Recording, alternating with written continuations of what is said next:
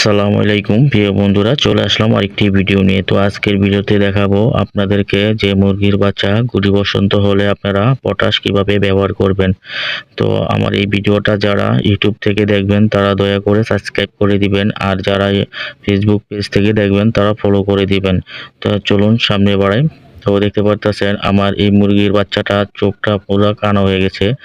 তো দেখেন, গুড়ি বসন্ত এমন একটি রোগ, যদি আপনি সঠিক সময় যদি চিকিৎসা না করেন তাহলে ওদের নাক মুখ চোখ পুরো ডেকে যাবে। এটা হলো ভাইরাস এক ধরনের। তো যেহেতু দেখেন আমার একটু লেট হয়ে গেছে চিকিৎসা করানোর জন্য, তাই বাচ্চাটির একটি চোখ কানা হয়ে গেছে। তো যাই হোক, আপনাদের দোয়া এটাকে সুস্থ করে দিব যদি আপনারা পরে ভিডিওতে দেখেন। এখানে দেখেন পটাশের সাথে আমি সামান্য পরিমাণ চুন নিছি আর 1 চিমটি পটাশ নিছি।